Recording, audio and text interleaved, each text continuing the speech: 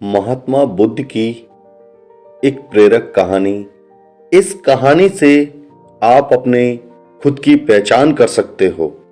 खुद की पहचान करो। तथागत ये भी कहते थे कि सबसे पहले व्यक्ति को खुद की पहचान करनी चाहिए। दूसरों की बजाय व्यक्ति खुद के बारे में ज्यादा जानता है। उनका मत था कि बुराई से घृणा करो, बुरे व्यक्ति से नहीं।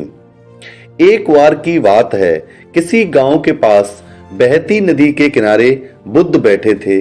किनारे पर पत्थरों की भरमार थी, पर छोटी सी वह नदी अपनी तरल धारा के कारण आगे बढ़ती ही जा रही थी।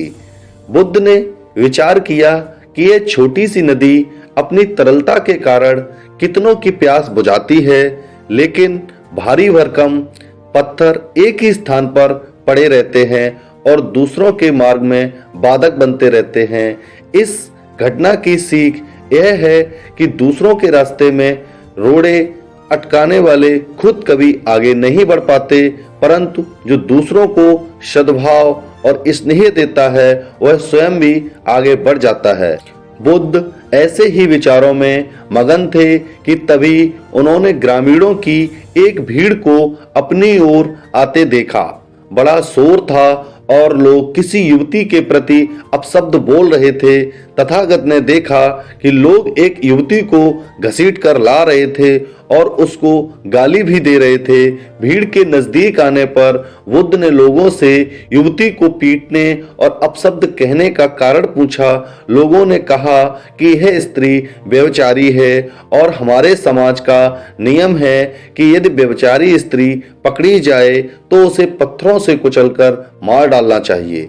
तथागत ने युवती की ओर देखा और कहा, जो तुम चाहते हो वही करो, पर मेरी एक शर्त है कि पत्थर मारने का अधिकारी वही है जिसने कभी व्यभिचार न किया हो और ना ही उसके मन में ऐसे विचार कभी आए हों। इतना कहकर तथागत शांत हो गए। चारों ओर मौन था। कुछ समय बाद लोगों की भीड़ मन में पश्चाताप का भाव लिए हुए वहां से विदा हो गई। इस घटना से यही सत्य उभरता है कि हम खुद अपने प्रति न्याय कर सकते हैं, दूसरों के प्रति न्याय नहीं, क्योंकि हमारी जानकारी दूसरों के विषय में अधूरी होती है। यदि हम किसी के प्रति न्याय करना चाहते हैं तो उसे ऐसा प्यार और स्नेह मिलना चाहिए कि खुद ही अपने दोषों को स्वीकार कर लें और उन्हें पुनः न दोहराने का व्रत लें।